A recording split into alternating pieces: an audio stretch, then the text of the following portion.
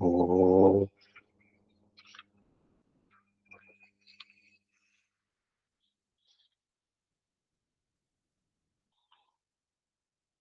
ओ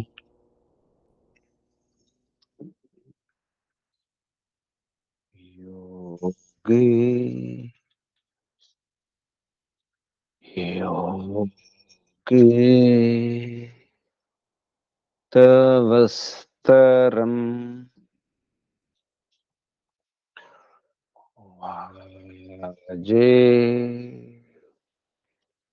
वाजे हवामहे सखा इंद्रमुतये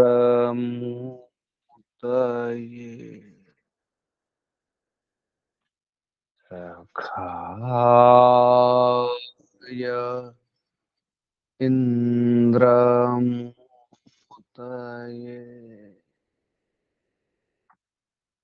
ॐ ईशावास्यमिदं सर्वं यत्किञ्च जगत्यां जगत्तेन त्यक्तेन भुञ्जीथा मा गृधक्कस्य स्विद्धनं तेन त्यक्तेन भुञ्जीथा आगृधक्कस्य स्विद्धनम् ॐ आयुरनिलममृतमथेदम् भस्मान्तं शरीरम् ॐ क्रतो क्लिबे स्मरा कृतं स्मरा ॐ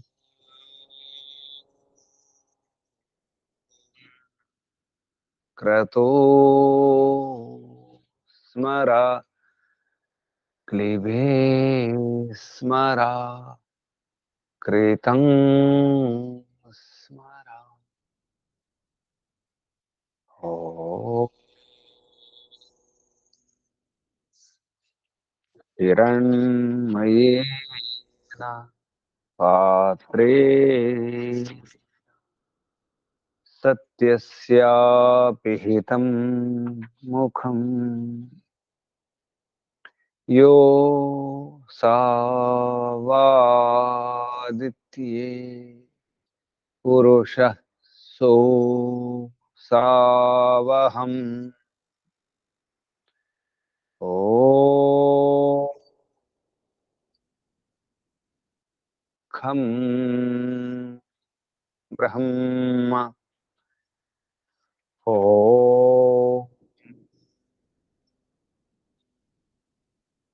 खं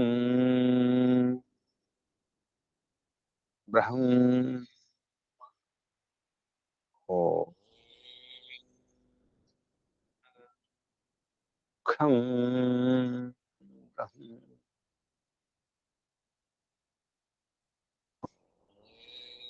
शन्नो मित्रः शं वरुणः शन्नो भवत्वर्यमा शन्न इन्द्रो बृहस्पतिः शन्नो विष्णुरुक्रमः ॐ शान्ति शान्ति ॐ परमपिता परमात्मा। ॐ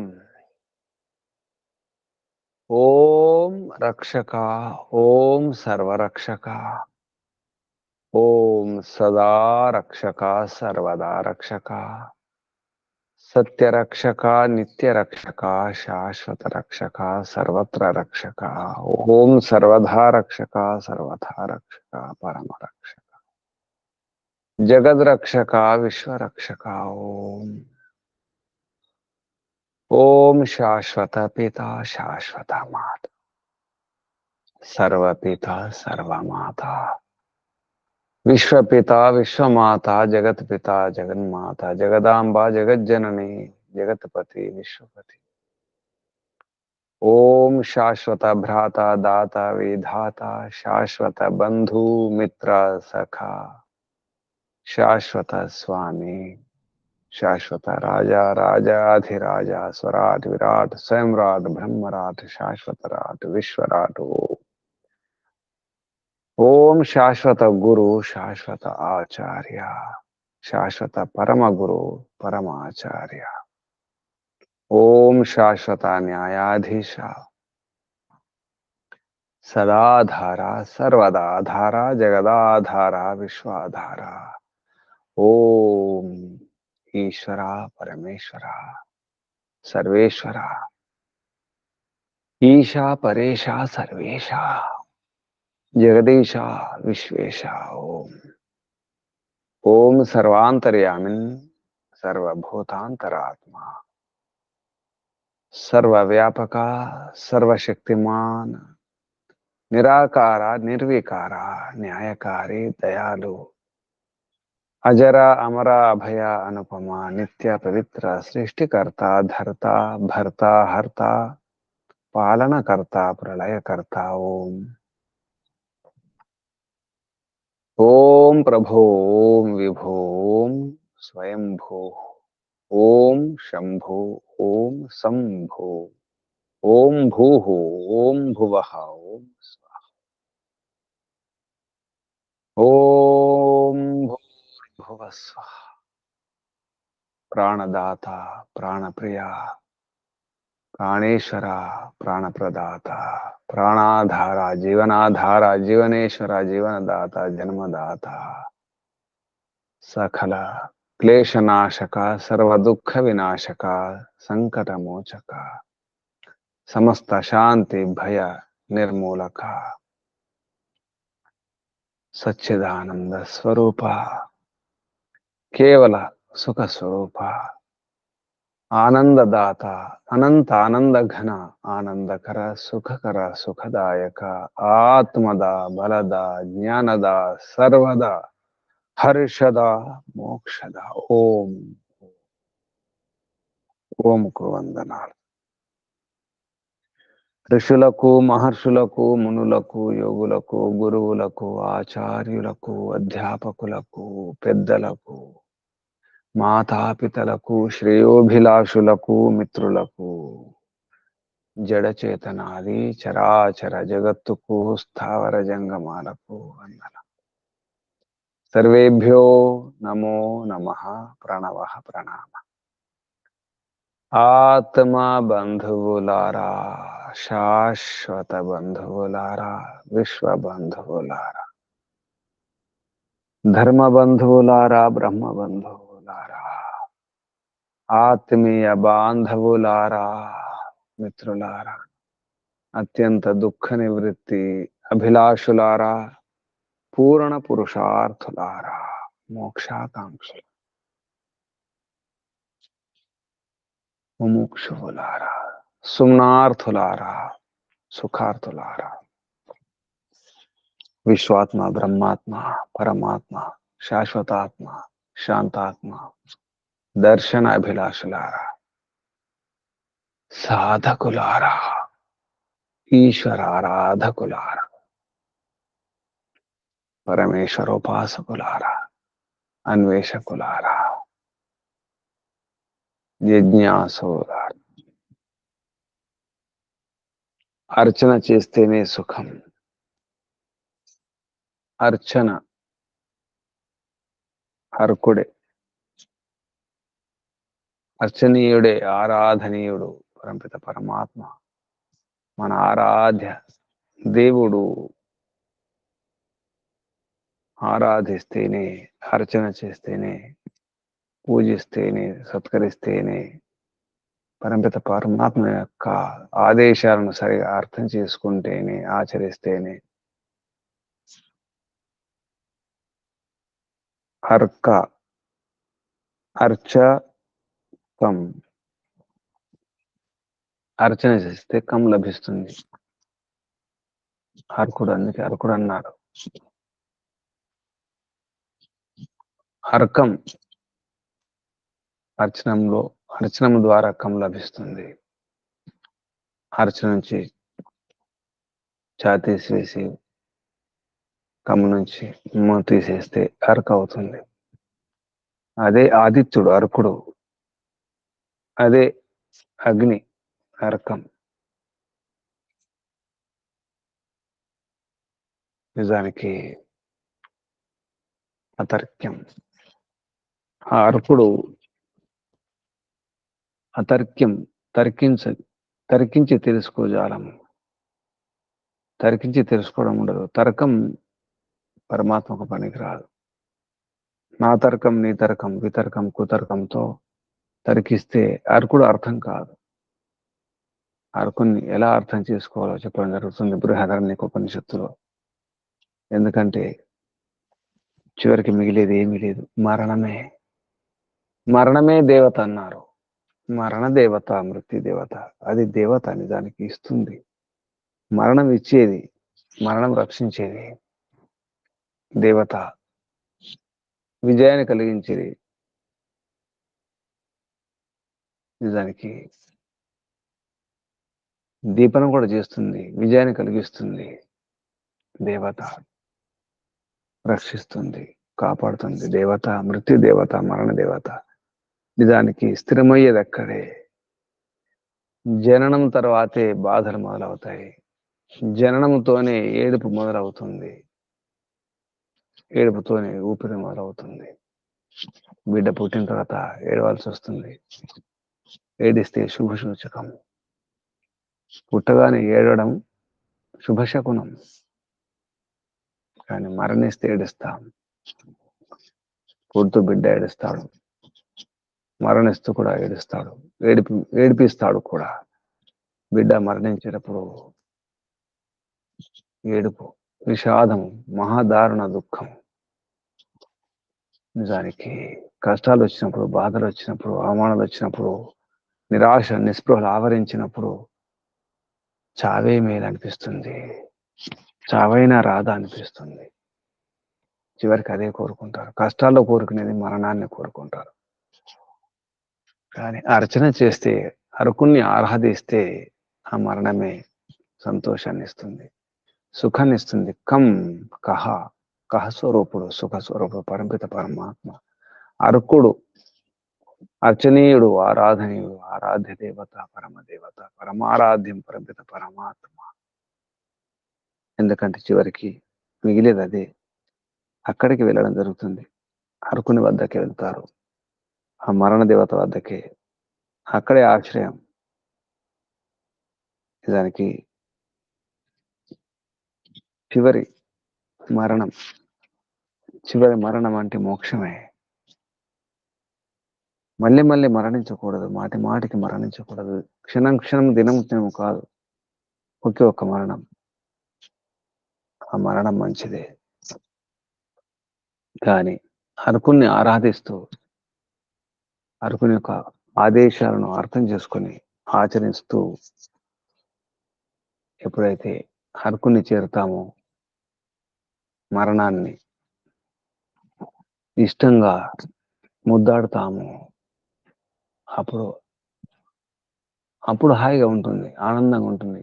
జీవితం ధన్యం.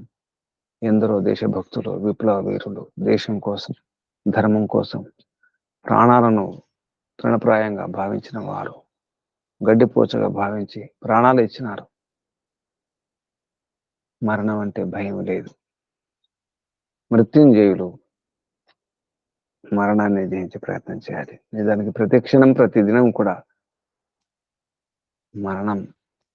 మరణాన్ని జయించాలి. మరణాన్ని జయించాలంటే ముందు జీవితాన్ని జయించాలి. జీవన విధానాన్ని మనం అర్థం చేసుకోవాలి. జీవనంలో జయించాలి, జీవిస్తూ జయించాలి. జీవనంలో జయం, అప్పుడే మరణాన్ని జయిస్తాం. నిజానికి చివరికి ఈ పిండం మరణంతో సమాప్తమవుతుంది. ఈ పీడనాలు ఉండవు, బాధలు ఉండవు. పిండంతోనే పీడన. పిండము కాదు, అది పీడన. పిండంలో ఉండడమే దండగా నిజానికి. వ్యర్థం. ఇది బందీఖానా. పిండంలో ఉండడం, శరీరంలో ఉండడం, జన్మించడం, జనమే దుఃఖాల కారణం. అన్ని రకాల దుఃఖాల కారణం జనమే. అది మన కర్మే.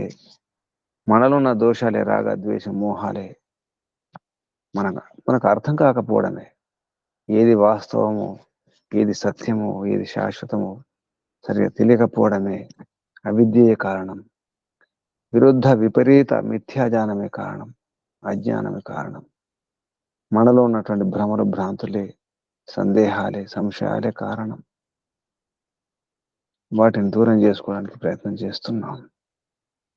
బృహదారణ్యక ఉపనిషత్తులో అర్కుణ్ణి ఆరాధిస్తే మరణ భయం ఉండదు. చివరికి మనం వెళ్ళేది అక్కడికే. నిజానికి అమృతమే. చివరి మరణమే అమృతాన్ని ఇస్తుంది. అమరలోకానికి వెళ్తాం, మోక్షంలో ఉంటాం. పరమధామంలో, పరంధామంలో పరమాత్మ వద్ద పరమానందాన్ని, బ్రహ్మానందాన్ని అనుభవిస్తూ హాయిగా ఉంటాం. ఈ శరీరంలో ఉన్నాం, కొంతవరకు ఉంటాం. మనం కనిపించము. ఈ ఆత్మ కనిపించదు. ప్రతి ఆత్మ నిరాకారమే, నిర్వికారమే, కనిపించదు. కానీ కనిపిస్తున్నాం. నేను కనిపిస్తున్నాను, మీరు కనిపిస్తున్నారు. దేని ద్వారా కనిపిస్తున్నారు? నిజానికి ఆకారం లేదు. ఎలా కనిపిస్తున్నారు? శరీరం ద్వారా కనిపిస్తున్నాం. శరీరంలో ఉన్నాము, కనిపిస్తున్నాం. నేను అనుకుంటున్నాం, నేను మిమ్మల్ని చూస్తున్నాను, మీరు నన్ను చూస్తున్నారు. ఎన్నెన్నో చూస్తున్నాం మనం. ఎన్నో ప్రాణులను చూస్తున్నాం, పశువులను చూస్తున్నాం, పదార్థాలను చూస్తున్నాం, సూర్యుని చంద్రుని చూస్తున్నాం, గ్రహ నక్షత్రాలను చూస్తున్నాం. మన శరీరంలో ఉన్నట్టుగానే శరీరం ద్వారా, శరీరంలో ఉన్నప్పుడు మనం కనిపిస్తున్నామని అనిపిస్తుంది. నిజానికి ఎవరు ఎవరిని చూడరు. మీరు నన్ను చూడలేరు, చూడజాలరు. నేను మిమ్మల్ని చూడలేను, చూడజాలను. అది సాధ్యం కాదు. ఎందుకంటే నేను నిరాకారమే, మీరు నిరాకారమే, ప్రాణులన్నీ, ఆత్మలన్నీ నిరాకారమే. కానీ శరీరాల్లో ఉన్నప్పుడు కనిపిస్తాం. అలాగే పరమాత్మ కూడా నిరాకారుడే, నిర్వికారుడే, కనిపించడు. సూక్ష్ముడు, అతి సూక్ష్ముడు పరంపిత పరమాత్మ కనిపించడు. కానీ కనిపిస్తున్నాడు, ప్రత్యక్షమవుతున్నాడు. మన శరీరం ద్వారా ఎలా ప్రత్యక్షమవుతున్నామో, కనిపిస్తున్నామో, పరమాత్మ కూడా శరీరం ఉంది. ఈ విశ్వం అంతా తన శరీరమే. ఈ అనంత కోటి బ్రహ్మాండాలన్నీ కూడా తన శరీరమే. పరమాత్మ కూడా కనిపిస్తున్నాడు మనలాగే. కనిపించడు, ఎందుకంటే నిరాకారుడు. ఆకారం లేదు, కానీ స్వరూపం ఉంది, స్వంత రూపం ఉంది, స్వంత మహిమ ఉంది. పరంపిత పరమాత్మ యొక్క మహిమ తెలుస్తుంది కదా. స్వరూపం అంటేనే మహిమ. రకరకాల పదార్థాలలో తన మహిమను, తన శక్తిని నింపి నిక్షిప్తం చేసి మనకు అందిస్తున్నాడు. పంచ మహాభూతాల రూపములో, ఆకాశ రూపములో ఆకాశం పరమాత్మయే, వాయు రూపంలో వాయు పరమాత్మయే, అగ్ని రూపంలో అగ్ని పరమాత్మయే. ఆకాశం అన్న, వాయువు అన్న, అగ్ని పరమాత్మ యొక్క నామాలే. జలమన్న పరమాత్మయే, పృథివీ అన్న పరమాత్మయే. పరమాత్మకి ఎన్నెన్నో నామాలు ఉన్నాయి. అవన్నీ కూడా గుణకర్మ స్వభావాలను బట్టి పరమిత పరమాత్మ పిలుచుకుంటాం, తలుచుకుంటాం, స్తుతిస్తాం, ప్రార్థిస్తాం, ఆరాధిస్తాం. అర్కుణ్ణి ఆరాధిస్తాం. కము కోసం, సుఖం కోసం అర్చన చేస్తాం. అందుకే పరమాత్మని అర్థం చేసుకోవాలంటే ఈ శరీరాన్ని అర్థం చేసుకోవాలి, ఈ పిండాన్ని అర్థం చేసుకోవాలి. మనం పిండంలో ఉన్నాం, ఎందుకున్నాం? కర్మ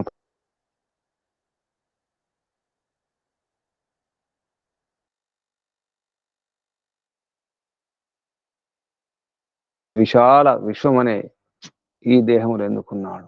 విరాట్ శరీరంలో ఉన్నాడు పరమాత్మ. విరాట్ దేహం ఈ విశ్వం అంతా ఎందుకున్నట్టు? మనం ఎందుకున్నామో దాని కొరకు కాదు, పరమాత్మ ఉంది. పరమాత్మ ఉండే ప్రయోజనం వేరు, మనం ఉండే ప్రయోజనం వేరు.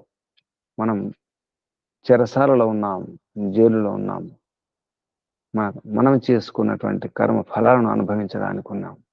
కానీ పరమాత్మ ఏ సకామ కర్మ కానీ ఏ దుష్కామ కర్మ కానీ చేయడు, పాపకర్మ కానీ పుణ్యకర్మ కానీ చేయడు పరమాత్మ. అలా ఉండదు.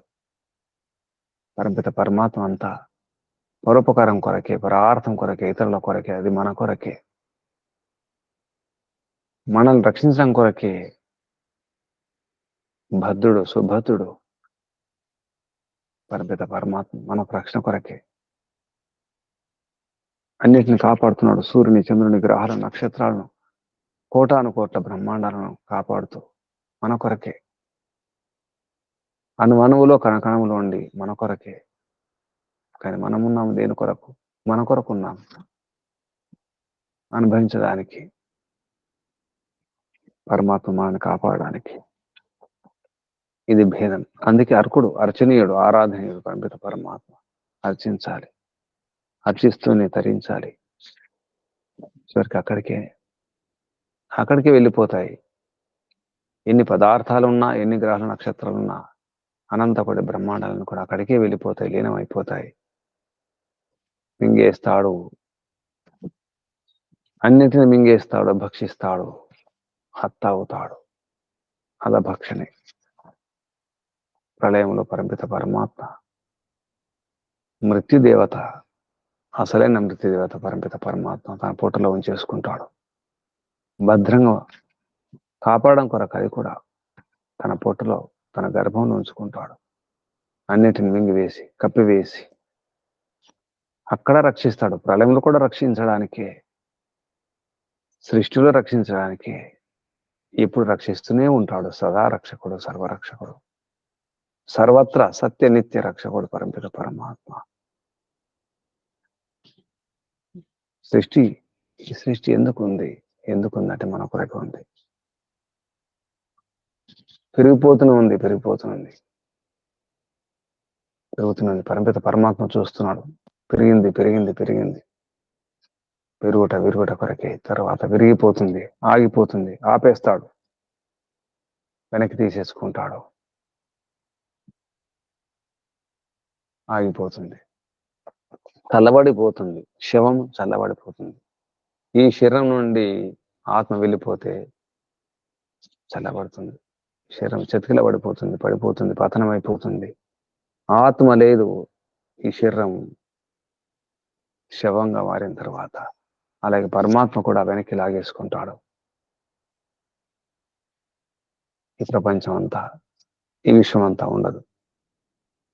ప్రళయంలో పతనమైపోతుంది, పడిపోతుంది, కూలిపోతుంది. అన్ని ఎక్కడెక్కడ ముక్కలుగా విడిపోతుంది. కణకణం నుండి ఏ బంధనం ఉండదు. కణాల మధ్య, అణువుల మధ్య బంధనం ఉండదు. అన్ని విడిపోతాయి, ముక్కలైపోతాయి. ఏది ఎక్కడి నుంచి వచ్చిందో అక్కడికి వెళ్ళిపోతుంది. ఈ శరీరంలో కూడా అంతే. శరీరం పాంచభౌతికం, పంచమహాభూతాల సమ్మేళనం. శరీరం నుంచి వేడిపోయిన తర్వాత, అగ్నిపోయిన తర్వాత, ఆత్మ వెళ్ళిపోయిన తర్వాత ఆకాశంలోకి, వాయువులోకి, అగ్నిలోకి, జలములోకి, పృథ్వీలోకి వెళ్ళిపోతుంది. శరీరం భస్మం అయిపోతుంది, భస్మాంతం శరీరం. అలాగే ప్రపంచం కూడా అంతే. ఇటువంటి విషయాలు నేను వింటున్నాను. వైజ్ఞానిక విషయాలను ఇందులో జోడించడం జరిగింది. నిజానికి ఎలా నిర్మాణం అవుతుంది, సృష్టి నిర్మాణం ఎలా చేస్తాడు? నిర్మాణం చేసి దానికి ఊపిరి లూదుతాడు, ప్రాణాన్ని ఇస్తాడు. అప్పుడు మొదలవుతుంది అగ్ని మొదలవుతుంది. అంతటా అగ్ని ఉంటుంది, సూక్ష్మంగా అంతటా ఉంది, ప్రతి పదార్థంలో ఉంటుంది, విద్యుత్ రూపంలో ఉంటుంది, స్థిర విద్యుత్ రూపంలో ఉంటుంది. మన శరీరంలో కూడా అగ్ని ఉంటుంది, అంతటా అగ్ని ఉంది. అందుకే అర్కుడు అన్నారు. అర్కం అంటే ఆదిత్యుడు, అర్కుడు అంటే అగ్ని కూడా. ఈ ఆదిత్యుడైనా సూర్యుడైనా చివరికి అక్కడికి వెళ్ళిపోవాల్సిందే, విద్యుత్ రూపం ఉన్నటువంటి అగ్ని అయినా. ఈ భూమి మీద అగ్ని రూపంలో, అంతరిక్షంలో విద్యుత్ రూపంలో, లేదా వాయు రూపంలో, సూర్యునిలో కూడా ఎండ రూపంలో, వేడి రూపంలో ఉంటుంది. ఏది మిగలదు అంటున్నారు. బృహదారణ్యక ఉపనిషత్తు ప్రథమ అధ్యాయంలో, ద్వితీయ బ్రాహ్మణంలో అర్క శబ్దం గురించి, మృత్యు గురించి వర్ణిస్తూ ఎలా సృష్టి నిర్మాణం జరిగిన తర్వాత ఎలా అది వృద్ధి చెందింది, దాన్ని అశ్వం అన్నారు, అశ్వమేధ యాగం అన్నారు. అశ్వం అంటే పెరగడం అనే అర్థం కూడా ఉంది. అశ్వం అంటే రేపటికి ఉండదు, ఈ రోజు ఉన్నట్టుగా రేపు ఉండదు, మారిపోతుంది. అశ్వ ఈరోజు ఒక రకంగా ఉంటుంది, రేపు పెరిగిపోవచ్చు, లేదా కరిగిపోవచ్చు, విరిగిపోవచ్చు, పడిపోవచ్చు, పతనం కావచ్చు. కేవలం జడ జగత్తు నిర్మాణం చేస్తే సరిపోదు కాబట్టి చేతన జగత్తును కూడా నిర్మాణం చేయాల్సి వచ్చింది. కేవలం శరీరం తయారు చేసి రకరకాల ఆకారాలు తయారు చేసి పెట్టుకుంటే లాభం లేదు. అందులో ఊపిరి ఉండాలి, ప్రాణం ఉండాలి, ఆత్మ ఉండాలి. ఆత్మ ఉంటేనే కదా ఆ శరీరం కదులుతుంది, ఏమైనా అనుభవిస్తుంది, భక్షిస్తుంది, కర్మ ఫలాలను భోగిస్తుంది. కర్మ ఫలితాన్ని అనుభవించాలి కదా. ఆత్మ లేకుండా ఎలా? కాబట్టి ఆత్మను పంపడం జరుగుతుంది, శరీరంలో కదలికలు వస్తాయి. బ్రహ్మాండంలో తాను ఉండి కదిలిస్తాడు. తదేజతి తన్నజతి దూరే తదవంతికి. పరమిత పరమాత్మ కదిలిస్తాడు, కదలడు. కదలవలసిన అవసరం లేదు, అచలుడు. మనం కూడా అచలమే, కానీ శరీరం నుండి కదలాల్సి వస్తుంది. ఎందుకంటే అసంపూర్ణం కదా, అల్పజ్ఞులం, అల్పశక్తిమంతులం. అన్ని కూడా అల్పమే, స్వల్పమే, పరిమితమే. మనకు పరిధి ఉంది, పరిమిత పరమాత్మకు పరిధి లేదు. అసీమ, అపరిమితం, హద్దులు లేవు. తానే హద్దు, చరమసీమ తానే. కాబట్టి అలా జడ జగత్తు, చేతన జగత్తు నిర్మాణం చేసి ఇక నడిపించడం జరుగుతుంది. అగ్ని రూపంలో తానుండి, ఆదిత్యుని రూపంలో, విద్యుత్ రూపంలో, భూమి మీద అగ్ని అయితే అంతరిక్షంలో, వాయు రూపంలో, సూక్ష్మ విద్యుత్ రూపంలో, సూర్యునిలో, ద్యులోకంలో సూర్యుని రూపంలో అగ్ని. 3 స్థానాలు, ఆదిత్యలోకం, అంతరిక్షలోకం, భూలోకంలో 3 రూపాల్లో అగ్నిని ఉంచడం జరిగింది. అలా ఇదొక అశ్వమేధ యాగమే. కానీ శరీరం ఉంటే సరిపోదు, మనకు శరీరాలు ఉన్నాయి. ఈ ప్రపంచం ఉంటే సరిపోదు, ప్రపంచం పవిత్రంగా ఉండాలి. అశ్వం ఉంటే సరిపోదు, మేధ్యం కూడా కావాలి. అశ్వం ఉంది కానీ మేధ్యం కావాలి. శరీరం ఉంటే సరిపోదు, పెరిగితే సరిపోదు, మంచిగా పెరగాలి. అశ్వ పెరగడం, వృద్ధి కావడం, కానీ మేధ్యం కూడా ఉండాలి, పవిత్రంగా ఉండాలి.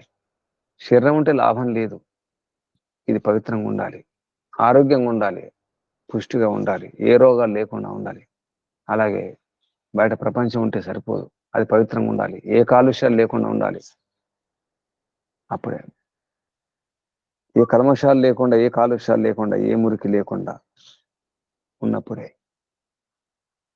మనసు ఉంది, మనసు కూడా పవిత్రంగా ఉండాలి, మలినం ఉండకూడదు, మనోమాలిన్యం ఉండకూడదు, మనసులో కల్మషాలు, కాలుష్యాలు ఉండకూడదు, పవిత్రంగా ఉండాలనే ఉద్దేశంతో అశ్వమేధ యాగం చేస్తున్నారు పరిమిత పరమాత్మ. నిరంతరం అంతటా, ద్విలోకంలో కానీ, అంతరిక్షంలో కానీ, భూమి మీద కానీ, భూమి లోపల కానీ, అణువులో, అన్ని స్థానాల్లో అశ్వమేధ యాగం జరుగుతూనే ఉంది. నిరంతరం స్వాభావికంగా, సహజంగా అశ్వమేధ యాగం చేస్తూనే ఉన్నాడు పరిమిత పరమాత్మ. నిజానికి ఆ పరిమిత పరమాత్మ యొక్క మహిమను తెలపడానికే ఉన్నట్టుగా ఉంటుంది ఈ ప్రపంచం అంతా. అలాగే ఈ శరీరంలో కూడా మనం కూడా ఉన్నాము, ఆత్మలుగా ఉన్నాము. శరీరంలో ఆత్మ ఉండి తన మహిమను చూపిస్తుంది. నేను నా శరీరం నుండి నా మహిమను ప్రదర్శిస్తున్నాను. నా బలాన్ని, నా శక్తి సామర్థ్యాలను ప్రదర్శించడానికి, నా యోగ్యతను ప్రదర్శించడానికి ఈ శరీరంలో నేనుండి ప్రయత్నం చేయాలి. ఇది నా స్వరూపం, అది పరమపిత పరమాత్మ యొక్క స్వరూపం, స్వంత రూపం, సొంత మహిమ. పరమపిత పరమాత్మ కామన చేస్తాడు. సో అకామయత ద్వితీయో మీ ఆత్మ జాయతి. పరమిత పరమాత్మ కామన చేసినాడు. జగత్తును ఉత్పన్నం చేసిన తర్వాత ఈ యొక్క శరీరం అంటే సరిపోదు, చేతన చేతన ప్రపంచం కూడా ఉండాలి, చేతన జగత్తు కూడా ఉండాలనే ఉద్దేశంతో చేతన జగత్తును కూడా నిర్మాణం చేయడం జరిగింది. అందులో ముఖ్యంగా మనస్సు వాణి వ్యవహారం కొరకు. మనస్సు వాణి ముఖ్యము. మన శరీరం ఉంటే సరిపోదు, మననం చేసుకోవాలి, చింతనం చేసుకోవాలి, నిర్ణయాలు తీసుకోవాలి. వ్యవహారానికి వాణి అవసరం. మనస్సు వాణి. మనస వాచం మిథునం, ముఖ్యంగా రెండింటిని అభవత్ సమభవత్. ఇది ఒక జంట ఉండడం అవసరం ఉంటుంది. సమభవత్ మంచిగా ఉత్పన్నం చేయడం జరిగింది. ఎందుకంటే ఇది తన ఆకలి కొరకే, అశనాయ తన కామనని ఆకలిని తీర్చుకోవడం కొరకే. అదెవరు? మృత్యుదేవత. సమభవత్ అశనాయ మృత్యు తద్ యద్ రేత ఆసీత్ సా సంవత్సరో అభవత్. ఆ విధంగా మృత్యు రేతమున ఇక్కడ జలము, పరమిత పరమాత్మే జలం. దానికి ఈ విషయం కూడా జలమే. ఆరంభంలో జల రూపంలో ఉంటుంది, జన్మించి లయం అయ్యేది. జన్మించి లయం అయ్యేది. ద్రవరూప స్థితిలో ఉంటుంది. మనం పెరుగుని చిలికినప్పుడు వెన్న వస్తుంది మీద, వెన్నలాగనమాట. కొద్దిగా గట్టిగా ఉంటుంది, పూర్తిగా గట్టిగా ఉండదు. ఆ స్థితిలో సృష్టి ఆరంభంలో ఏ స్థితి ఉండనో వర్ణించడం జరుగుతుంది, పరోక్షంగా వర్ణనాత్మకంగా. అలా ఉన్నటువంటి ఆ జలం, దాన్ని వీర్యం అన్నారు. అందులో శక్తి ఉంటుంది, దాన్ని రేత అన్నారు. ఇక్కడ మృత్యుర్తద్యత్ రేత ఆసీత్, ముందు రేత ఉండెను జలం ద్రవస్థితిలో. సంవత్సరం అభవత్, తర్వాత సంవత్సరం అభవత్, అది సంవత్సరం.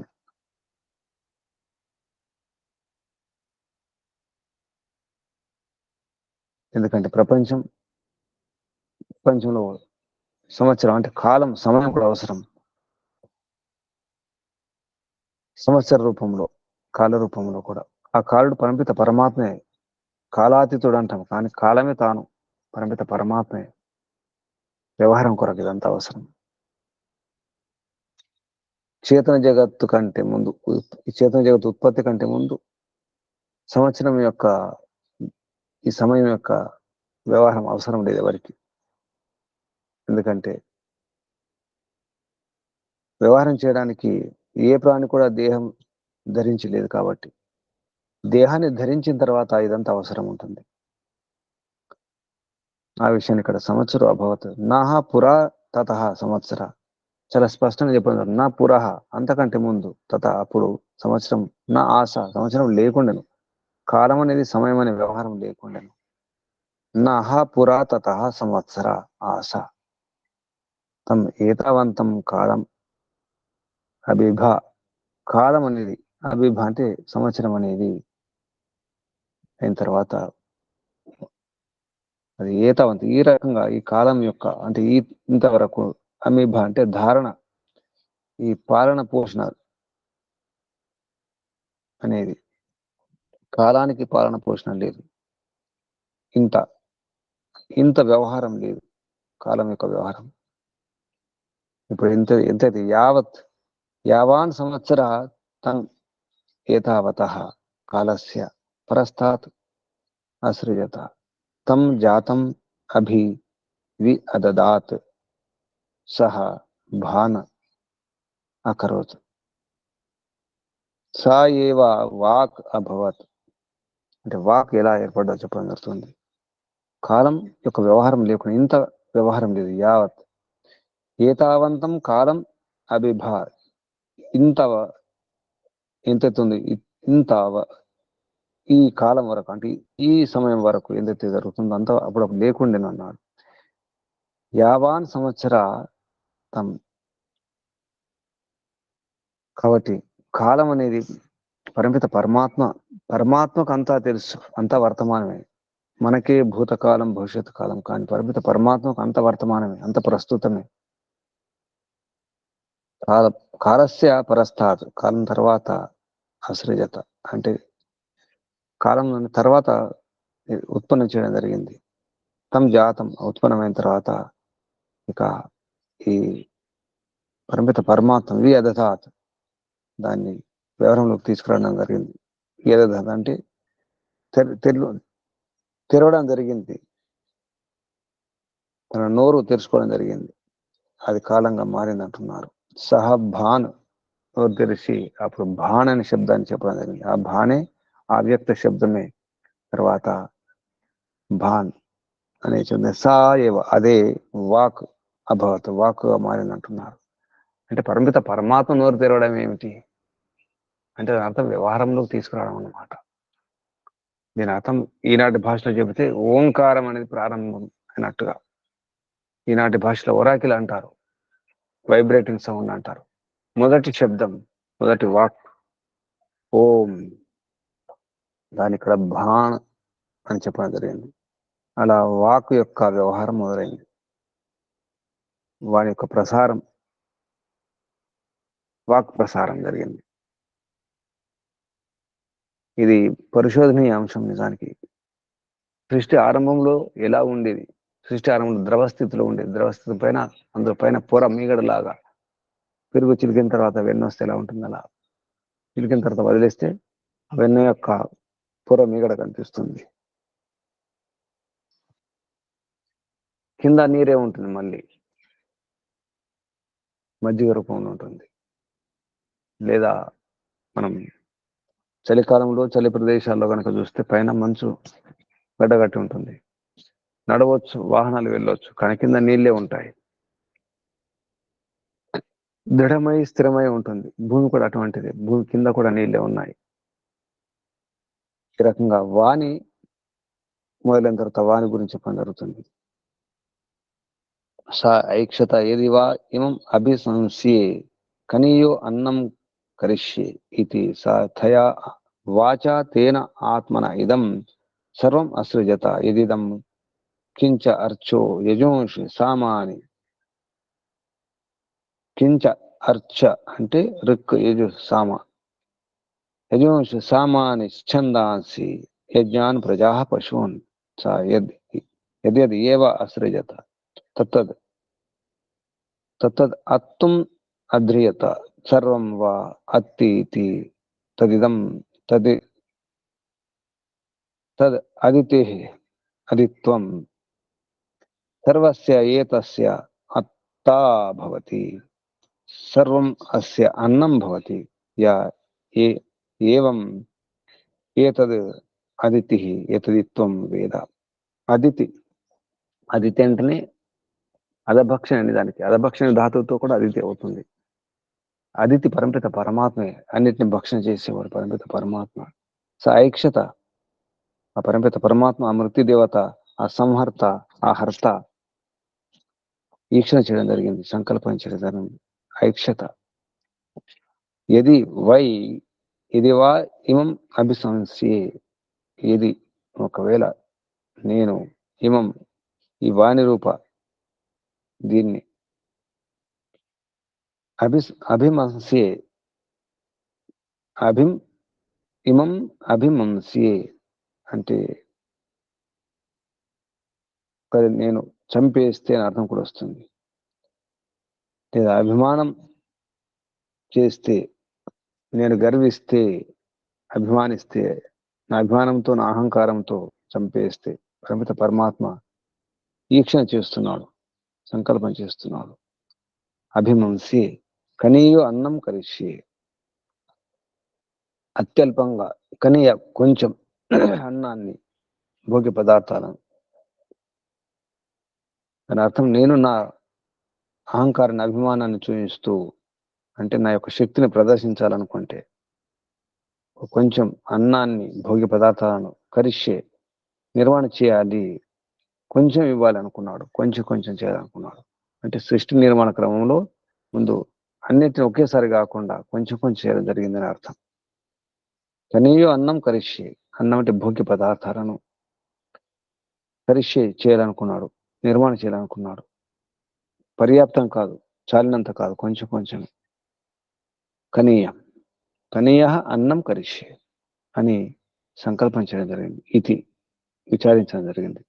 స అతడు తయా వాచ, ఆ వాణి ద్వారా, తేన ఆత్మన, ఈ శరీరం ద్వారా, ఇదం సర్వం, ఈ మొత్తం అంతటా ఉన్నటువంటి, ఏది ఇదం కించ, ఏ కొంచెం అయితే ఉందో ఇదంతా కూడా కనిపిస్తుంది, కనిపించదంతా కూడా, ఇదంతా కూడా ఎలా అర్థం చేసుకోవాలి అంటే, ఈ వాక్కుని ఉత్పన్నం చేసి మొత్తం తినేయాలనుకున్నాడు, అన్నిటిని అనుభవించాలనుకున్నాడు. ఇది ఆలంకారిక భాష. ఆ విధంగా అనుకొని కొంచెం కొంచెం వాడిని వ్యవహారంలోకి తీసుకురావడం జరిగింది. కొంచెం కొంచెం అనుభవించడం మొదలుపెట్టినాడు. ఎందుకంటే పరంపిత పరమాత్మ మృత్యు దేవత కాబట్టి, తాను తినడానికి కాబట్టి, ఆలంకారిక భాషలో తాను తినడానికి, భక్షించడానికే, తన కోసమే కాబట్టి, ఈ ప్రపంచమంతా, విశ్వమంతా, ఇదంతా ఆలంకారిక భాష. తాను తినడానికి ప్రయత్నం చేస్తున్నాడు. అలా ఆలోచించి వాణిని, తన వాక్కును మొదలు పెట్టడం జరిగింది. కొంచెం కొంచెం నెమ్మదిగా, కనీయ కొంచెం కొంచెం ఇవ్వడం జరిగింది. ఆ కొంచెం కొంచెం వాక్కు రూపంలో తన యొక్క వాణిని వ్యక్తం చేయడం జరిగింది. ఆ వ్యక్తం చేయడం క్రమంలోనే ఇదంతా కూడా నిర్మించడం జరిగింది. ఏమిటి? రిచాయే, ఋక్కులు, యజస్సులు, సాములు, ఛందాంసి అన్నాడు. అంటే అథర్వవేదం, అర్చ ఋగ్వేదం, యజుర్వేదం, సామాని సామవేదం, ఛందాంసి అథర్వవేదం, ఋగ్ యజుస్ సామ అథర్వవేదం తర్వాత, అంతేకాకుండా యజుంషి అన్న తర్వాత మళ్ళీ యజ్ఞాన్ ప్రజ అన్నాడు. యజ్ఞములను కూడా, యజ్ఞాన్ని, మనుషులను, ప్రజలను, ప్రాణులన్నింటినీ కూడా సృష్టి నిర్మాణ క్రమంలో ఎలా జరిగిందో చెప్పడం జరుగుతుంది. కానీ ఈనాటి వైజ్ఞానికులు ఈ విషయాన్ని పరిశోధిస్తే చాలా విషయాలు తెలుస్తాయి. యజ్ఞాన్ ప్రజా పశువులను కూడా, అన్నింటిని కూడా నిర్మాణం చేయడం జరిగింది. కొంచెం కొంచెం ఈ రకంగా పరమిత పరమాత్మ చేతన జగత్తు యొక్క ఏత రూపము, ఆ రూపంలో రెండవ శరీరాన్ని ఇవ్వడం జరిగింది. అంటే రెండవ శరీరం అంటే ఈ ఏతుందో బయట ప్రపంచం. ఒక శరీరం జడ శరీరం అన్నారు, చేతన శరీరం అంటే జడ జగత్తు, చేతన జగత్తు. ఇక్కడ పరమిత పరమాత్మ యొక్క జడ శరీరం, చేతన శరీరం, అలా వ్యవహారం మొదలైందని చెప్తున్నారు. తర్వాత అలా రచిస్తూ, నిర్మాణం చేస్తూ పరమిత పరమాత్మ తినడం కూడా మొదలు పెట్టడం జరిగింది. కొంచెం కొంచెం తినేస్తుంటాడు. ఒకవైపు నిర్మాణం జరుగుతుంది, మరోవైపు తినడం కూడా జరుగుతుంది. అలాగే మన శరీరంలో కూడా ఒకవైపు రక్త కణాలు పుడుతూనే ఉంటాయి, కొన్ని పోతూనే ఉంటాయి, చనిపోతుంటాయి, మృత కణాలుగా మారుతుంటాయి. మన చర్మం కానీ, మన శరీరంలో కానీ ఒకవైపు నిర్మాణం అవుతుంటాయి, కొత్త కణాలు వస్తుంటాయి, పాత కణాలు పోతుంటాయి. ఆ రకంగా ఈ ప్రపంచంలో కూడా అన్ని కూడా కొత్త కొత్త జరుగుతూ ఉంటాయి. మన చెట్లను చూస్తుంటాం, పాత ఒకటి రాలిపోతుంటాయి, బెర్రలు రాలిపోతుంటాయి, పైన ఉన్నటువంటి కొన్ని కొమ్మలు రాలిపోతుంటాయి, రెమ్మలు పడిపోతుంటాయి, ఎండిపోతుంటాయి. అంటే కొత్తవి పుడుతూనే ఉంటాయి. ఈ సృష్టిలో జరుగుతున్నటువంటి వ్యవహారాన్ని చెప్పడం జరుగుతుంది. తాను నిర్మాణం చేస్తూ కొంచెం కొంచెం భక్షించడం కూడా జరుగుతుంది. అంటే అలాగే ఉండిపోదు ఏది కూడా. ఏ దేహం కానీ, ఏ కణము కానీ పుట్టడం జరుగుతుంది, పోవడం కూడా జరుగుతుంది. ఆ రకంగా పరమిత పరమాత్మ తినేస్తూ ఉంటాడు. అప్పుడు దాన్ని, ఆ మృత్యు దేవతను అదితి అన్నారు. ఆ అదితి కూడా పరమిత పరమాత్మే. తన అదితి తత్వం అవుతుందో, అంటే తినడం అనే, మింగేయడం అనే అది తన యొక్క స్వాభావిక గుణం. అది ఆదిత్యం. అదితిత్వం అన్నారు. అదితిత్వం అంటే ఆదిత్య తత్వం, తినడం అనే తత్వం. అప్పుడు పరమపిత పరమాత్మ అత్త కూడా అవుతాడు. సర్వస్య ఏతస్య అత్తా భవతి. పరమపిత పరమాత్మ అత్త అవుతాడు, అన్నిటిని మింగేస్తాడు. అన్నిటిని మింగేస్తాడని చెప్పేసి ఆత్మలను కూడా మింగేస్తాడు కాదు, ఆత్మలకు శరీరం లేకుండా చేస్తాడు. ఎవరైతే మోక్షంలో ఉంటారో వారికి అవసరం లేదు. కాదు, మోక్షం పొందని వారికి పరమపిత పరమాత్మ ప్రళయం చేస్తాడు. వారందరినీ ఆత్మలన్నిటిని మూర్ఛావస్థలో నిద్రాణావస్థలో ఉంచేస్తాడు. ఆత్మలన్నీ కూడా మూర్ఛావస్థలో ఉంటాయి. ఏది తెలియదు, సుఖము తెలియదు, దుఃఖము తెలియదు. ఎందుకంటే మా శరీరం కూడా ఉండదు. ప్రళయంలో ఏ శరీరం ఉండదు కాబట్టి అనుభవించడానికి వీల్లేదు. ఆ రకంగా పరమపిత పరమాత్మ అత్త అయిపోతాడు. ఈ ప్రపంచమంతా, విశ్వమంతా తనకు అన్నంగా మారిపోతుంది. అంతే. ఈ శరీరం కూడా అంతే, చివరికి పడిపోతుంది, ఏం మిగులదు. భూములు పాతిస్తే ఏ క్రిములు ఏవో తినేస్తే, ఏ పురుగులు తినేస్తాయి. కాల్ చేస్తే భస్మంగా మారిపోతుంది, భస్మంతం శరీరం. ఈ రకంగా జడ జగత్తును, చేతన జగత్తును నిర్వహించడం జరిగింది. కానీ అంతేకాకుండా ఈ మృత్యురూప బ్రహ్మ పరమపిత పరమాత్మ ఇంకా కామన చేయడం జరుగుతుంది. ఈక్షణ చేసి ఇంకా యజ్ఞం చేయాలనుకుంటారు. ఈ జడ జగత్ నిర్మాణం అనే యజ్ఞం జరిగింది, చేతన జగత్తు నిర్మాణం అనే యజ్ఞం జరుగుతూనే ఉంది. ఈ అశ్వమేధ యాగం ఒక పెద్ద యజ్ఞం. అది అశ్వమేధ యాగం చేయాలనుకున్నారు. శ్రమించినారు, తపించినారు. కృతంచ సత్యంచ అభేద్ధ తపస్సు అధ్యజాత. తపస్సు ద్వారా అలా చేస్తే యశోవీర్యం ఉత్పన్నమైనాయి, ఉదయించినాయి. యశోవీర్యం అన్నారు అంటే మనం ప్రయత్నం చేస్తే మన ప్రయత్నం మనకు ఏమి దొరకాలి, ఏ ప్రయోజనం అంటే యశస్సు వీర్యం కొరకే. పరిమిత పరమాత్మ నేర్పిస్తున్నారు, నేను ఏం చేస్తున్నాను మీరు అలాగే చేయండి. నేను యశోవీర్యాన్ని ఉదయింపజేసినాను. మీ జీవనం కూడా యశస్సు ఉదయించాలి, వీరత్వం ఉండాలి. స్వకామయత భూయస యజ్ఞేన భూయో యజ్ఞాయ ఇది. అకామయత, కామన చేయడం జరిగింది. భూయస, ఈ రెండు యజ్ఞాల కంటే, చేతన జగత్తు నిర్మాణం అనేది, జడ జగత్తు నిర్మాణం, రెండు యజ్ఞాల కంటే ఇంకా ఎక్కువగా భూయస, అధికంగా, గొప్ప యజ్ఞం చేయాలనుకున్నాడు. అదే అశ్వమేధ యాగం. ఆ యజ్ఞం రచన ద్వారా యజ్ఞం చేయాలనుకోవడం జరిగింది. సో అశ్రామయత్, పరమపిత పరమాత్మ శ్రమించినాడు. సహ అశ్రామ్యత్, శ్రమించినాడు. స తప అతప్యత, అతడు అతప్యత, తపస్సును తపించినాడు, తపస్సు చేసినాడు. తస్య శ్రాంతస్య తప్తస్య, ఆ శ్రమ తపస్సు చేయడం ద్వారా వీర్యం, యశస్సు, వీర్యం అంటే బలం, ఉత్సాహం. వీర్యం అంటే వీరత్వం అంటే ఉత్సాహం, బలం. ఉదక్రామత్, పైకి లేచి వచ్చినాయి అంటే ఉన్నతం, ఉత్పన్నమైనాయి. నిజానికి అది మన కొరకే. మనం శ్రమించి తపస్సు చేసి సరైన పద్ధతిలో కనుక కష్టిస్తే, ప్రయత్నం చేస్తే, పురుషార్థం చేస్తే మన యశస్సు, వీర్యం మనకు కూడా లభిస్తాయి. పరిమిత పరమాత్మ తన మీద వేసుకొని చెప్పడం జరుగుతుంది. వీర్యం ఉదక్రామత్, ఉన్నతమవుతాయి. ఉదక్రామతే పైకి లేస్తాయని అర్థం, అంటే ఉత్పన్నమవుతాయి. ప్రాణాహ వై, ఇక్కడ ప్రాణ అంటే శ్వాస ప్రశ్వాస సంబంధం లేదా ఇంద్రియాలకు సంబంధం. ప్రాణాహ వై, ప్రాణ యశోవీర్యం. అసలు ఈ ప్రాణాలే ఈ శ్వాస ప్రశ్వాసం ముఖ్యంగా ఇవే యశోవీర్యాలు. ఇంద్రియాన్ని సరిగా వాడుకున్నప్పుడే యశస్సు, వీర్యం లభిస్తుంది. తత్ ప్రాణేషు ఉత్క్రాంతేషు, ఆ ప్రాణేష ఉత్క్రాంతేషు, ఆ ప్రాణాలు ఏవైతే ఉత్పన్నమై అయిన తర్వాత శరీరం దానికి అధిష్టానం అవుతుంది, ఆశ్రయం అవుతుంది. ప్రాణాలు ఉండాలి, ఇంద్రియాలు ఉండాలి అంటే శరీరం ఉండాలి కదా, శరీరం ఆధారం. ఆ విధంగా శరీరం శ్వయితుం అంటే గతి చేయడానికి, వృద్ధి చేయడానికి, అధ్రియత ధారణ చేయడం జరిగింది. అంటే శరీరాన్ని ఇవ్వడం జరిగింది పెంచుకోవడానికి, యశస్సును, వీర్యాన్ని, బలాన్ని పెంచుకోవడానికి, పురుషార్థం చేయడానికి పరిమిత పరమాత్మ తన శరీరం పెంచడం జరిగింది. విశ్వాన్ని పెంచడం, విశ్వం పెరిగిపోతుంది. దానికి ఈ ప్రపంచం పెరిగిపోతుంది, దూరం దూరం జరిగిపోతుంది అని చెప్పేసి ఈనాటి వైజ్ఞానికులు కూడా గోల పెట్టేస్తున్నారు. ఏదో జరిగిపోతుంది, ప్రళయం రాబోతుంది.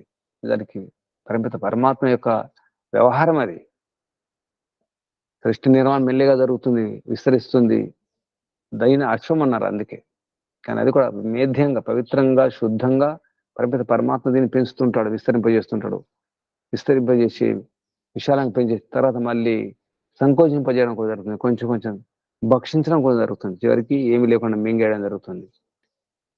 ఈనాటి వైద్యులు కూడా ఊహించేది అదే.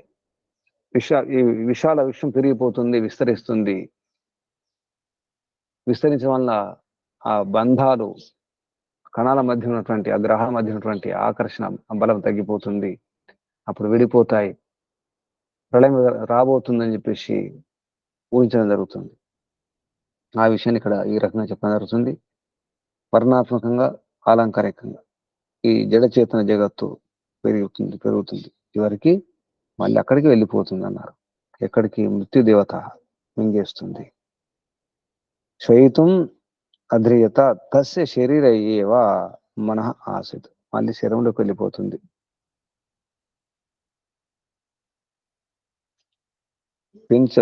ఎంత పెంచినా చివరికి మళ్ళీ మింగడం కొరకే. బాగా పెంచుకుంటారు.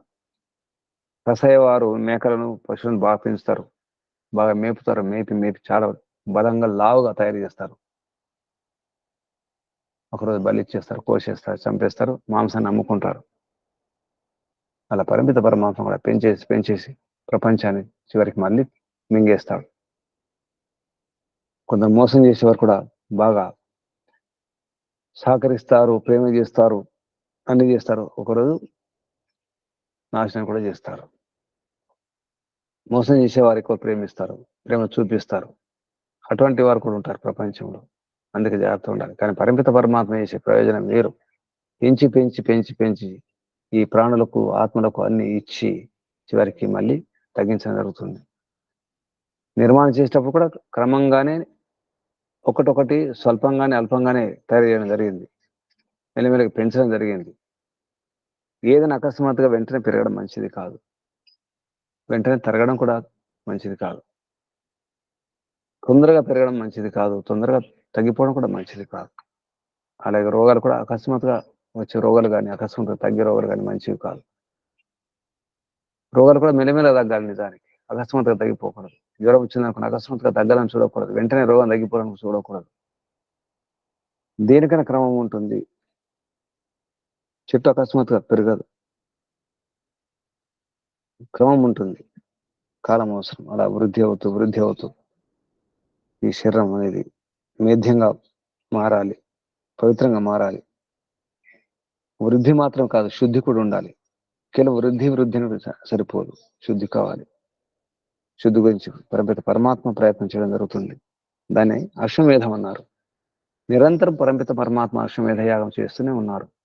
ఇక్కడే కాదు, అన్ని గ్రహాలు, అన్ని నక్షత్రాల్లో, అంతటా కూడా పవిత్రంగా, ఏ కాలుష్యం లేకుండా, శుద్ధంగా. స్వకామయత మేధ్యం మే ఇదం. పరిమిత పరమాత్మ విచారించడం జరిగింది. మేధ్యం మే,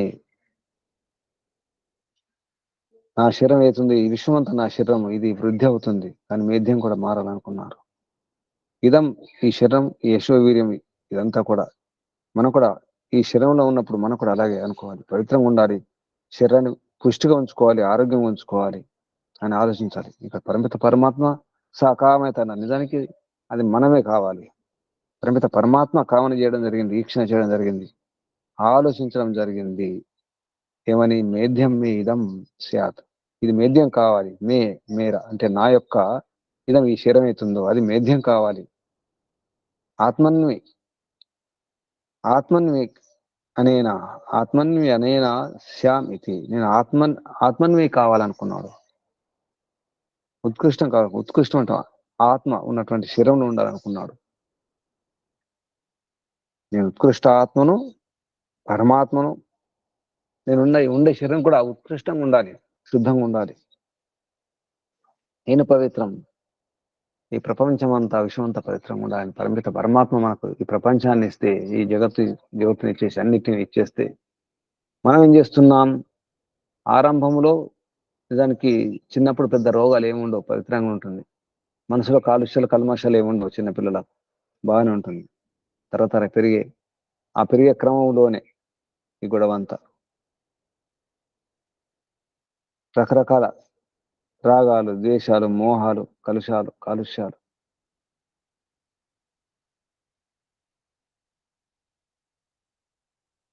పరిమిత పరమాత్మ ఎప్పుడు కూడా పవిత్రంగానే ఇస్తాడు. అపవిత్రం చేసి విషంగా మార్చుకునే మనమే. పరమిత పరమాత్మ అమృతాన్ని ఇస్తాడు, అమృతంలో మనం విషయం కలుపుకుంటాం. మన అమాయకత్వమే, మన అవివేకం అది. స్వకామయత మేధ్యం ఇదం స్యాద్ ఆత్మన్వి అనే నా శ్యామితి. నేను ఆత్మన్వి అంటే దేహం ఉన్నటువంటి వాడు. దేహంలో ఆత్మ ఉంటే ఆత్మన్వి నిజానికి. కానీ పరమాత్మ ఈ విశ్వంలో ఉండి ఆత్మన్వి కావాలనుకున్నాడు. నిజానికి మనం ఈ శరీరం నుండి ఆత్మన్వి కావాలి. తతో అశ్వ సమభవత్. అక్కడ నుండి దాని ద్వారా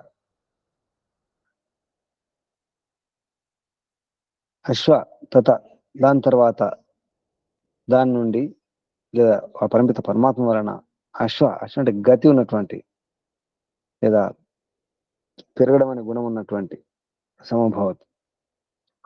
అభవత్, అభవత్, అది మంచిగా చేయడం జరిగింది.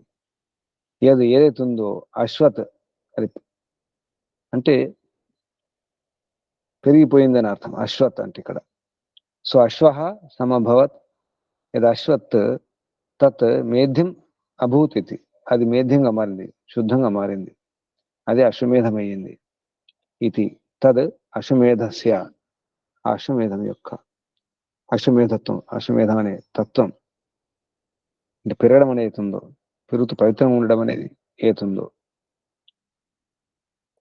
అదంతా కూడా ఏష వై అశ్వమేధం, ఇది అశ్వమేధం అని ఎవరైతే తెలుసుకుంటారో, ఉన్నదన్నట్టు అర్థం చేసుకుంటారో వేద ఏనం ఏవం వేద, ఎవరైతే ఈ రకంగా ఈ ప్రకారంగా తీసుకుంటారో తం వారికి అవరుధ్య ఎటువంటి ఆటంకము లేనటువంటి అడ్డంకు లేనటువంటి నిశ్చయంగా అమన్యత వారికి అటువంటి మార్గం లభిస్తుంది. ఏ ఆటంకాలు ఉండవు వారి జీవితంలో. అంటే శుద్ధంగా పవిత్రంగా శరీరాన్ని ఉంచుకొని, బలంగా ఉంచుకొని, ఆరోగ్యం ఉంచుకున్న వారి యొక్క కామనలు పూర్తి అవుతాయి, ఆటంకం లేకుండా, ఏ అడ్డంకులు లేకుండా, ఏ విఘ్నాలు లేకుండా.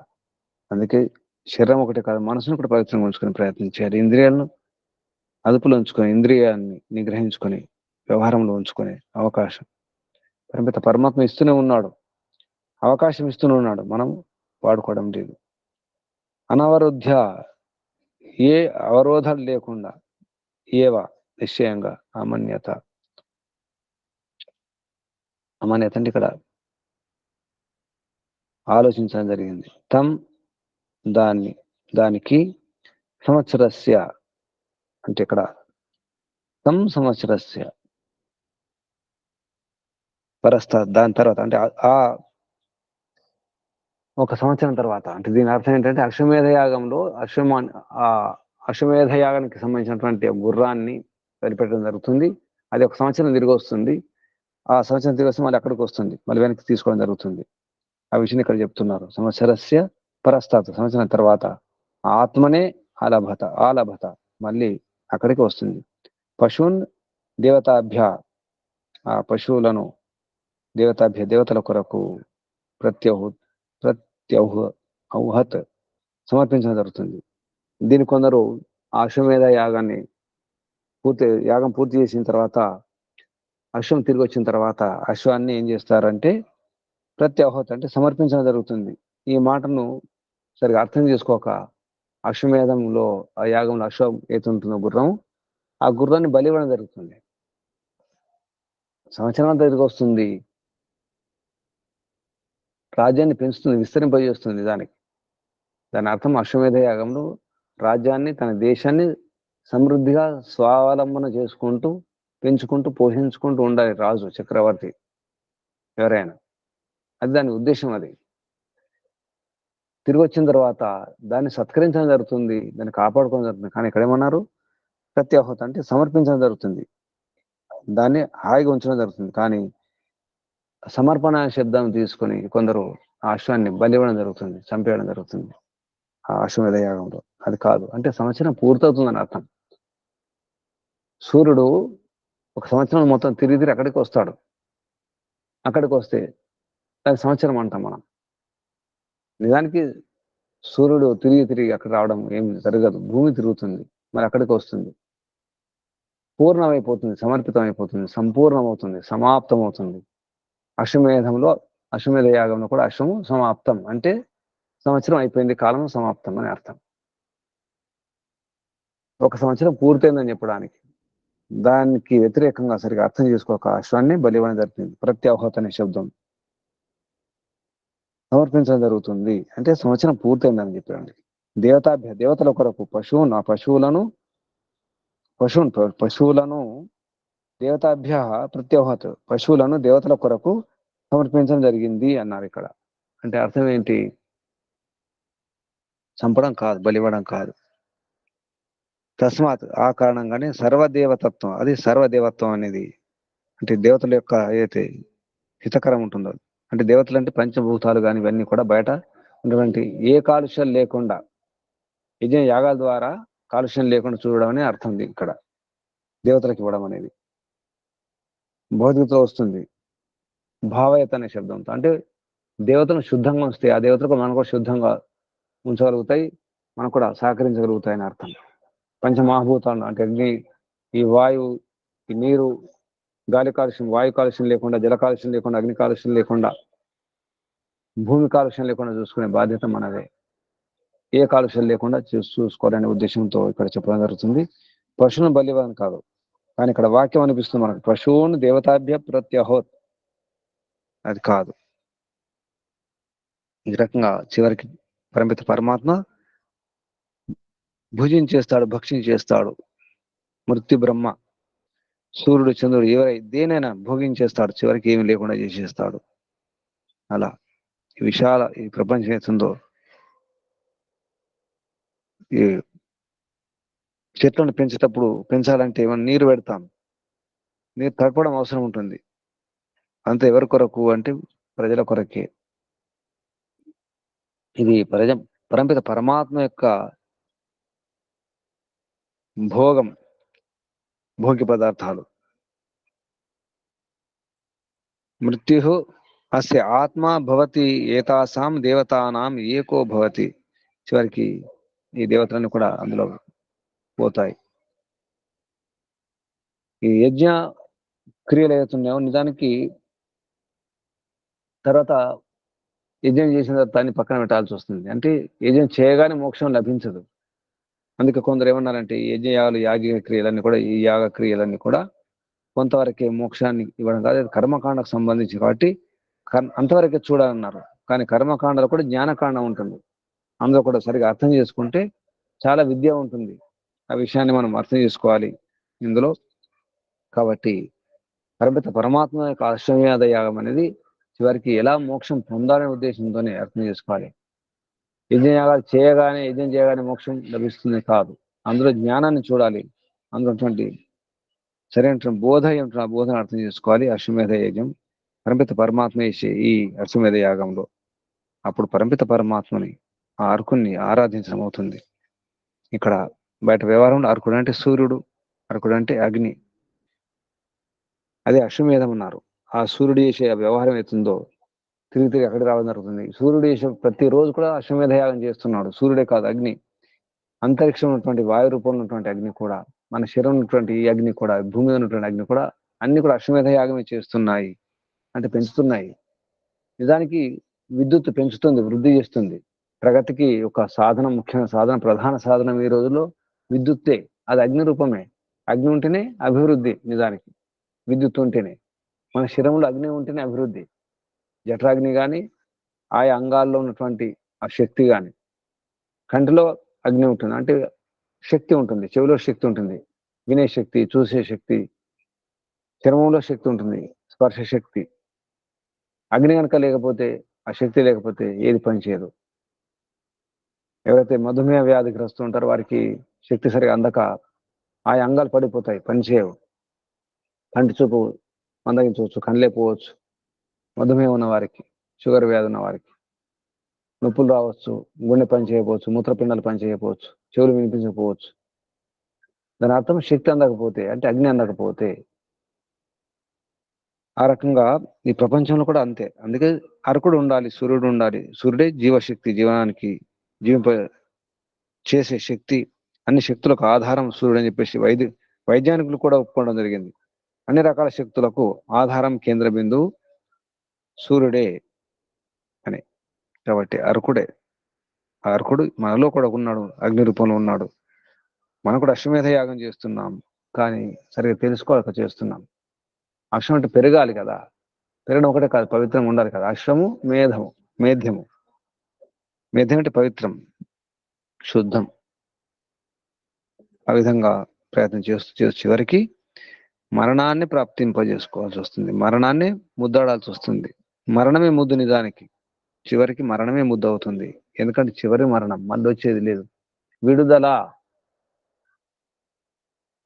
జైలు నుండి, పంజరం నుండి విడుదల. తలుపులు తెరుచుకుంటే బయటకు వెళ్ళిపోతాం. బయటకు వెళ్ళిపోవడమే ఈ శరీరం నుండి, ఈ అస్థిపంజరం నుంచి బయటకు వెళ్ళిపోయి మళ్ళీ రాకుండా ఉండడమే. పక్షి హాయిగా స్వేచ్ఛగా గగనతలంలో హాయిగా విహరిస్తుంది, విహంగం. ఆ రకంగా మోక్షంలో ఉండే అవకాశాన్ని ఇచ్చేది మరణమే నిజానికి. అది చివరి మరణం, అదే మృత్యు దేవత, అర్కము, అదే సూర్యుడు. ఈ విధంగా ప్రయత్నం చేయాలి, ప్రయత్నం చేద్దాం, ఆచరించే ప్రయత్నం చేద్దాం, ఆనందాన్ని అనుభవించే ప్రయత్నం చేద్దాం. మరణం అంటే భయం లేకుండా మరణాన్ని జయించేద్దాం, మృత్యుంజయం అవ్వడానికి ప్రయత్నం చేద్దాం. కాబట్టి పరమాత్మ యొక్క సహకారంతో, అనుగ్రహంతో అర్చిస్తూ అర్కుణ్ణి పొందే ప్రయత్నం చేద్దాం. అర్చనలోనే సుఖం ఉంది. అర్క చాలుకం కా సుఖం. ప్రయత్నం చేద్దాం. ఓం శం శుభం. పరపిత పరమాత్మకు, ఋషులకు, మహర్షులకు,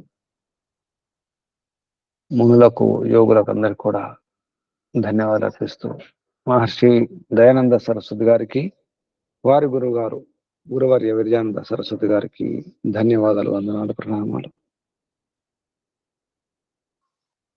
బంధువులారా, సాధకులారా, అందరూ కూడా ధన్యవాదాలు, వందనాలు, అభినందనాలు, పరమపిత పరమాత్మ ఆశీర్వాదాలు.